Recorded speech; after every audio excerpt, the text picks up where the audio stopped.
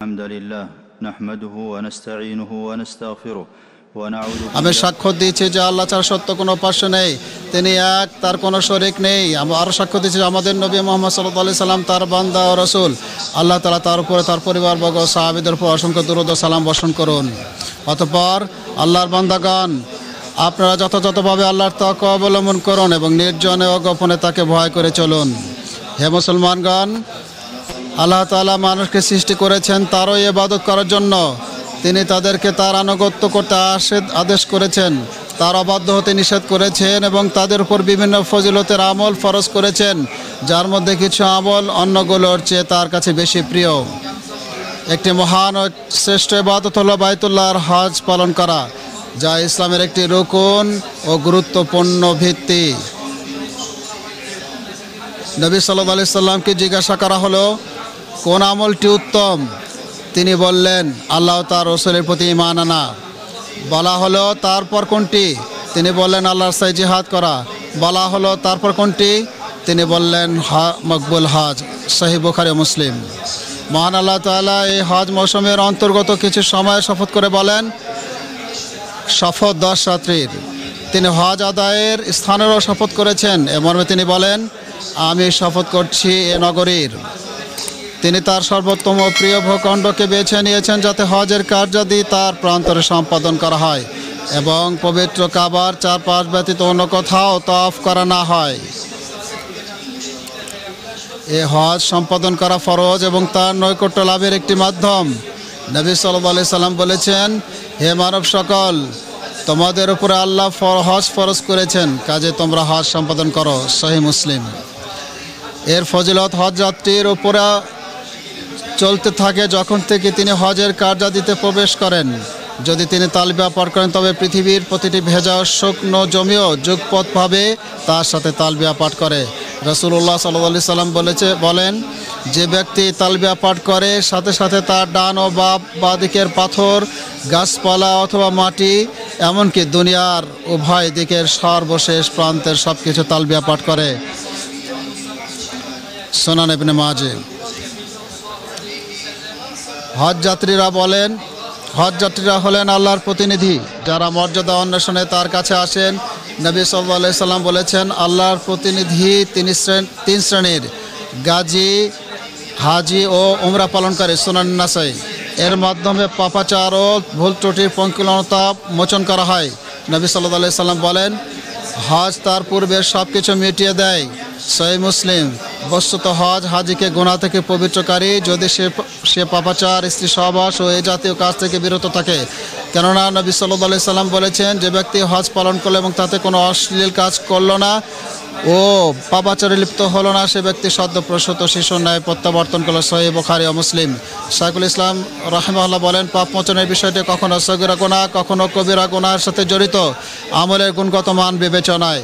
কারণ একই ধরনের আমল মানুষ কখন এমনভাবে পালন করে যে তাতে আল্লাহর প্রতি একনিষ্ঠতা ও দাসত্ববোধ পরিপূর্ণ বিদ্যমান থাকে এবং এর ফলে আল্লাহ তার কবিরা গুনাহ ক্ষমা করে দেন। আল্লাহ তাআলা তার ফেরেশতাদের সাথে হাজিদের গর্ব করেন। নবী সাল্লাল্লাহু আলাইহি সাল্লাম বলেছেন, এমন কোনো দিন নেই যে দিন আরাফার দিন অপেক্ষা অধিক বান্দাকে আল্লাহ জাহান্নাম থেকে পরিত্রাণ করেন, আর তিনি সেদিন বান্দার নিকটবর্তী হন এবং তাদের নিয়ে ফেরেশতাদের কাছে গর্ব করে বলেন, এরা কি কামনা করে? সহিহ মুসলিম।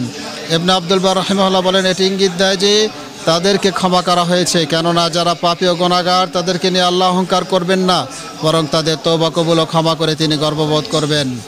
যে ব্যক্তি হজের কোনো অজীব বিশুদ্ধ নিয়তে পালন করে এবং কোনো পাপের সাথে জড়িত হয় না, তার পুরস্কার জান্নাত। নবী সাল্লাল্লাহু আলাইহি সাল্লাম বলেছেন, মকবুল হজের প্রতিদান জান্নাত ছাড়া আর কিছুই নয়। সহিহ বুখারী ও মুসলিম। হজ হলো এমন আনুগত্যমূলক আমল যার অনুষঙ্গ বহু ইবাদত। এটা অনেক কল্যাণ, উপদেশ ও নিদর্শনে পরিপূর্ণ। আল্লাহ তাআলা বলেন, যাতে তারা তাদের কল্যাণের স্থানগুলোতে উপস্থিত হতে পারে। সূরা ইমাম কুরতুবী রাহিমাহুল্লাহ বলেন, তাদের কল্যাণের স্থান বলতে হজের কার্যাদি, ব্যবসা বাণিজ্য, ক্ষমা প্রার্থনা এবং ইহকাল ও পরকালীন কল্যাণ ইত্যাদি। হাজিগণ, তাদের হজ সবচেয়ে গুরুত্বপূর্ণ, যা দ্বারা আল্লাহর নৈকট্য অর্জন করতে পারেন তা হলো হজের যাবতীয় কাজে তাওহীদের প্রতিফলন ঘটানো, সব আমলে ইখলাস অবলম্বন এবং দাসত্বের বহিঃপ্রকাশ হিসাবে নিজেকে আল্লাহর কাছে সম্পন্ন করা। আল্লাহ তাআলা বলেন, আর তোমরা হজ ও উমরা পূর্ণ করো আল্লাহর উদ্দেশ্যে। বস্তুত হজের সময় আল্লাহর একত্ব ঘোষণা করাই হলো হাজিদের স্লোগান এবং এতে তাদের সম্মান নিহিত। লব্বাইক আল্লাহুম্মা লব্বাইক লব্বাইক লা শারীকা লাক লব্বাইক ইন্নাল হামদা ওয়ান নি'মাতা লাকা ওয়াল মুলক লা শারীকা লাক।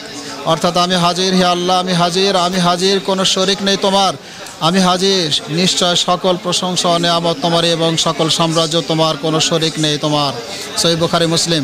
শাইখুল ইসলাম রাহিমাহুল্লাহ বলেন, হজের ভিত্তি হলো নম্রতা ও আল্লাহর কাছে আত্মসমর্পণ, আর এই কারণে এটিকে নুসুক নামে নামকরণ করা হয়েছে। হজের অন্যতম লক্ষ্য হচ্ছে নবী সাল্লাল্লাহু আলাইহি সাল্লামের আদর্শ অনুকরণ করা। সুতরাং তার সুন্নতের অনুসরণ ছাড়া বা কোনো ইবাদত গৃহীত হবে না। তাই তো নবী সাল্লাল্লাহু আলাইহি সাল্লাম বলেছেন, আমার নিকট থেকে তোমরা হজের নিয়ম কানুন শিখে নাও, কারণ আমি জানি না এই হজের পর আমি আর হজ করতে পারবো কিনা। সহিহ মুসলিম। সুন্নতের অনুসরণ সততা, ঈমান ও মহব্বতের প্রমাণ বহন করে। মহান আল্লাহ তাআলা বলুন, তোমরা যদি আল্লাহকে ভালোবাসো তবে আমাকে অনুসরণ করো, ফলে আল্লাহ তোমাদেরকে ভালোবাসবেন এবং তোমাদের অপরাধ ক্ষমা করবেন। আল্লাহ অত্যন্ত ক্ষমাশীল, পরম দয়ালু। নবী সাল্লাল্লাহু আলাইহি সাল্লামের সুন্নতের বিপরীত কোনো আমলই আল্লাহ তাআলা কবুল করবেন না। রাসূলুল্লাহ সাল্লাল্লাহু আলাইহি সাল্লাম বলেছেন, যে ব্যক্তি এমন কোনো আমল করল যাতে আমার নির্দেশনা নেই তা প্রত্যাখ্যাত হবে। সহিহ মুসলিম। প্রকৃতপক্ষে একজন মুসলিম নিজের দিনকে আঁকড়ে ধরে এবং মূর্খতা সুলভ কর্মকাণ্ড আচরণ থেকে নিজেকে দূরে রাখে। আর হজের সময় এই বিষয়টিকে আরও জোরদার করা হয়েছে। ইবনুল কাইয়্যিম রাহিমাহুল্লাহ বলেন, শরীয়ত মুশরিকদের বিপরীতকরণে বদ্ধপরিকর, বিশেষ করে হজের সময়। হজের মাঝে রয়েছে আল্লাহ তার সৃষ্টিজীবের প্রতি বিনয় প্রকাশ এবং এই স্বীকৃতি রয়েছে যে অহংকার একমাত্র আল্লাহর জন্য। আর এর ঘোষণা হলো জামারাতে পাথর নিক্ষেপ, তাওয়াফের সময়, কোরবানির দিন ও তাশরিকের দিনগুলোতে তাকবীরের পাঠের মাধ্যমে, যেন অন্তর আল্লাহর সাথে সম্পৃক্ত থাকে সব কিছু থেকে মুক্ত হয়ে। অবস্থান বা সফর, আরোহণ বা অবতরণ সর্বাবস্থায় আল্লাহর জিকির হাজিদের সঙ্গী, এমনকি তা হজের কার্যাবলী শেষ করার পরেও তাদের সঙ্গে থাকে। মহান আল্লাহ তাআলা বলেন, অতঃপর যখন তোমরা হজের অনুষ্ঠানাদি সমাপ্ত করবে তখন আল্লাহকে এভাবে স্মরণ করবে যেভাবে তোমরা তোমাদের পিতৃপুরুষদের স্মরণ করে থাকো, অথবা তার চেয়ে অধিক। ইবনুল কাইয়্যিম রাহিমাহুল্লাহ বলেন, প্রত্যেক আমলকারীদের মাঝে সর্বোত্তম সেই ব্যক্তি যে সেও আমলের মাঝে অধিক জিকিরকারী, আর সর্বশ্রেষ্ঠ হাজি হলো যে অধিক জিকিরকারী। রাম পরিধানের মাঝে নফসের প্রতি প্রবৃত্তির অবাধ্যাচরণের দিকে আহ্বান রয়েছে, কেননা এতে সেলাইযুক্ত পোশাক পরিধান করা যায় না, সুগন্ধি ব্যবহার করা যায় না, নখ কাটা এবং বিবাহের প্রস্তাব দেওয়া যায় না। এর মাধ্যমে পরস্পরের দুনিয়াবি অভিজাত্যের প্রত্যক্ষ দূরীভূত হয়, আর সকল মানুষ সমভাবে উপস্থিত হয়, যাদের বাহ্যিক রূপে কোনো পার্থক্য থাকে না, কেননা সকলের পোশাকেই কাফনের মতো। হজের মাঝে সকল জাতিগোষ্ঠীকে হকের উপর একত্রীকরণে এবং তাদেরকে ইসলামের উপর ঐক্যবদ্ধকরণে ইসলামের মহত্ব প্রকাশ পায়, কেননা তার একটি নির্দিষ্ট স্থানকে লক্ষ্য বানায়, এক রবকে আহ্বান করে, এক নবীকে অনুসরণ করে এবং এক কিতাবি পাঠ করে। হজে জাতি, ভাষা, স্থান ও বর্ণগত পার্থক্য দূরীভূত হয়ে যায় এবং এতে তাকওয়া ও ঈমানের মানদণ্ড প্রকাশ পায়। মহান আল্লাহ তাআলা বলেন, হে মানুষ, আমি তোমাদেরকে সৃষ্টি করেছি এক পুরুষ ও এক নারী হতে, আর তোমাদেরকে বিভক্ত করেছি বিভিন্ন জাতি ও গোত্রে, যাতে তোমরা একে অন্যের সাথে পরিচিত হতে পারো। তোমাদের মধ্যে আল্লাহর কাছে সে ব্যক্তি বেশি মর্যাদা সম্পন্ন যে তোমাদের মধ্যে বেশি তাকওয়া সম্পন্ন। হজের মাসে মুসলমানরা পরস্পরের সাথে মিলিত হয় এবং তাদের মাঝে ভালোবাসার বন্ধন শক্তিশালী হয়, ফলে মানুষের নিকট ইসলামের মহত্ব, ফজিলত এবং এই উম্মতের সম্মান ও উচ্চ মর্যাদা প্রকাশ পায়। আল্লাহ তাআলা বলেন, আর তিনি তাদের পরস্পরের হৃদয়ের মধ্যে প্রীতি স্থাপন করেছেন। জমিনের যাবতীয় সম্পদ ব্যয় করলেও আপনি তাদের হৃদয়ে প্রীতি স্থাপন করতে পারতেন না, কিন্তু আল্লাহ তাদের মধ্যে প্রীতি স্থাপন করেছেন। আর হাজিদের অলঙ্কার হলো তাদের চারিদিক সৌন্দর্য প্রকাশ ঘটানো। মহান আল্লাহ তাআলা বলেন, অতএব এ মাসসমূহে যে হজ করার সংকল্প করে তার জন্য হজে অশ্লীল ও পাপ কাজ বৈধ নয়। হজের সময় সৎ কাজের অন্তর্গত হলো খাদ্য দান করা, সালাম বিনিময় করা, উত্তম কথা বলা এবং মানুষের প্রতি সহানুভূতির সাথে আচরণ করা। হাজীদের প্রতি ইহসান করার বহুমুখী উপকারিতা রয়েছে। মুজাহিদ রাহিমাহুল্লাহ বলেন, আমি সফরে ইবনে ওমর রাদিয়াল্লাহু তাআলা আনহুর সঙ্গী হলাম তার খেদমতের অভিপ্রায়ে, অথচ তিনি আমার খেদমত করতে লাগলেন। ইবনে রাজব রাহিমাহুল্লাহ বলেন, অনেক সালাফি সালেহীন সফরে তাদের সঙ্গীদের সাথে শর্ত আরোপ করতেন যে তিনি তাদের খেদমত করবেন খেদমতের সওয়াব অর্জনের আশায়।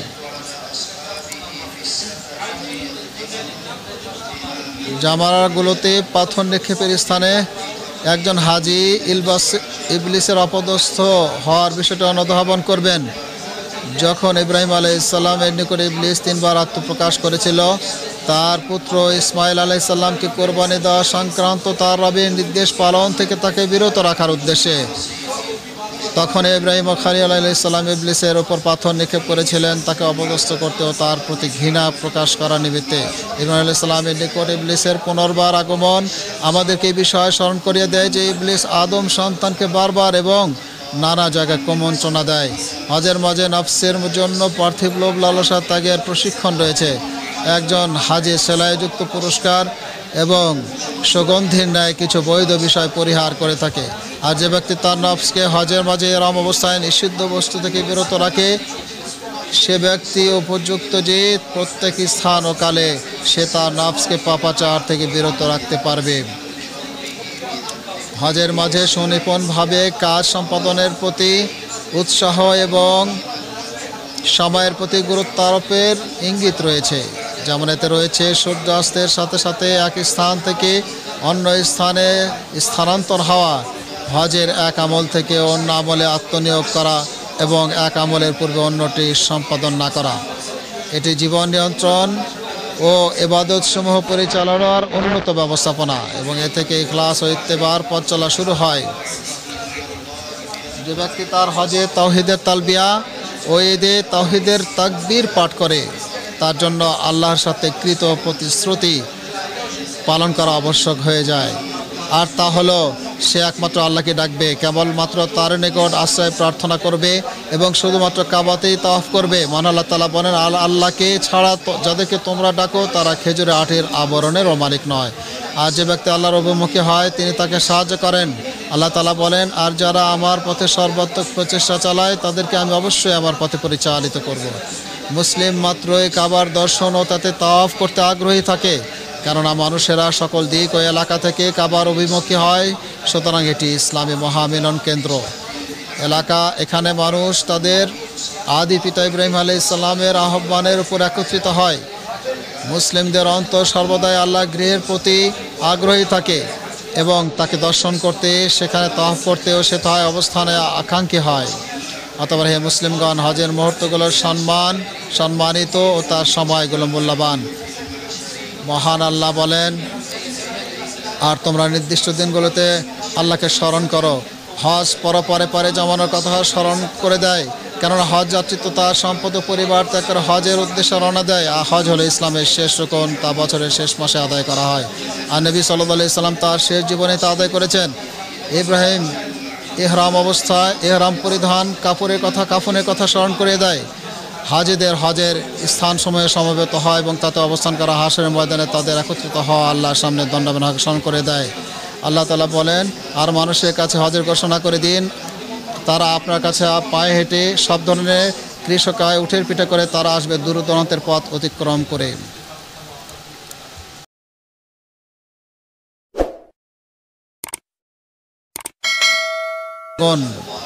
ওজরের কারণে কোনো সৎ আমল পালনে অপারগ ব্যক্তি উক্ত সৎ আমল পালনকারীর সাথে অংশগ্রহণকারীর ন্যায়, যদি তার নিয়ত সঠিক থাকে। এমনকি কখনো কখনো শারীরিকভাবে অংশগ্রহণকারীদের ওপর শুধু নিয়তের মাধ্যমে অংশগ্রহণকারী ব্যক্তি অগ্রগামী হয়ে যান। অতএব যে ব্যক্তি আরাফার ময়দানে উপস্থিত হওয়ার সুযোগ পেল না, সে যেন আল্লাহর হকসমূহ যা তিনি বর্ণনা করেছেন তা যথাযথভাবে পালন করে। যে মুজদালিফায় রাত্রি যাপন করতে পারল না, সে যেন আল্লাহর আনুগত্যের দৃঢ় অঙ্গীকার নিয়ে রাত যাপন করে। এমন ব্যক্তির জন্য আরাফার দিবসে সিয়াম পালন করার বিধান দেওয়া হয়েছে। নবী সাল্লাল্লাহু আলাইহি সাল্লাম বলেন, আমি আল্লাহর নিকট আরাফার দিনের সিয়াম পালন সম্পর্কে আশা করি যে তিনি এর মাধ্যমে পূর্ববর্তী 1 বছর এবং পরবর্তী 1 বছরের গুনাহসমূহ ক্ষমা করে দিবেন। সেই মুসলিম। সুতরাং আপনারা হাজিদের সাথে এই 10 দিনে দোয়া, তাকবীর, তাহমিদ, তাহলিল ও অন্যান্য জিকির আজকার পালনে শরিক হন এবং এগুলো প্রতি মুহূর্তে বেশি বেশি পালন করুন। কেননা জিলহজের এই 10 দিনের তুলনায় এমন কোনো দিন নেই যাতে কোনো সৎ কাজ আল্লাহর নিকট অধিক প্রিয়। সুনান তিরমিজি। সুতরাং ইবাদতের মৌসুম শেষ হবার আগেই সেটাকে মূল্যায়ন করুন, কেননা জীবন হলো অর্জনের ক্ষেত্র, আর দিন তো সুনির্দিষ্ট আয়ু সীমিত। অতঃপর আপনারা জেনে রাখুন, আল্লাহ আপনাদেরকে তার নবীর উপরে দুরূদ ও সালাম পেশ করতে নির্দেশ দিয়েছেন। তিনি আল কোরআনে বলেন, নিশ্চয় আল্লাহ নবীর প্রশংসা করেন এবং তার ফেরেশতাগণ নবীর জন্য দোয়া ইস্তেগফার করেন। হে ইমানদারগণ, তোমরাও নবীর উপরে সালাত পাঠ করো এবং তাকে যথাযথভাবে সালাম জানাও। হে আল্লাহ, আপনি আমাদের নবী মুহাম্মদ সাল্লাল্লাহু আলাইহি ওয়াসাল্লামের উপর দুরূদ, সালাম ও বরকত নাজিল করুন। হে আল্লাহ, আপনি হেদায়েতপ্রাপ্ত খলিফাগণ আবু বকর, ওমর, ওসমান ও আলী রাদিয়াল্লাহু তাআলার প্রতি সন্তুষ্ট হন, যারা হক অনুযায়ী ফয়সালা করতেন ও ইনসাফ করতেন, আর সমস্ত সাহাবীদের প্রতিও সন্তুষ্ট হন। আপনার বদান্যতায় ও অনুগ্রহে আমাদেরকেও তাদের সাথে শামিল করুন। হে মহাসম্মানের অধিকারী, হে আল্লাহ, আপনি ইসলাম ও মুসলিমদের সম্মানিত করুন, শিরক ও মুশরিকদের অপদস্থ করুন, দ্বীনের শত্রুদের ধ্বংস করুন। হে আল্লাহ, আপনি দেশ সহ সকল মুসলিম দেশকে নিরাপদ, সুরক্ষিত ও শান্তিময় করুন। হে আল্লাহ, খাদিমুল হারামাইন শরীফাইনকে সুস্থতা ও নিরাপত্তার চাদর আবৃত করুন এবং তাকে আরোগ্য দান করুন। তাকেও তার নায়েবকে আপনার পছন্দনীয় সন্তোষজনক কাজে তৌফিক দান করুন।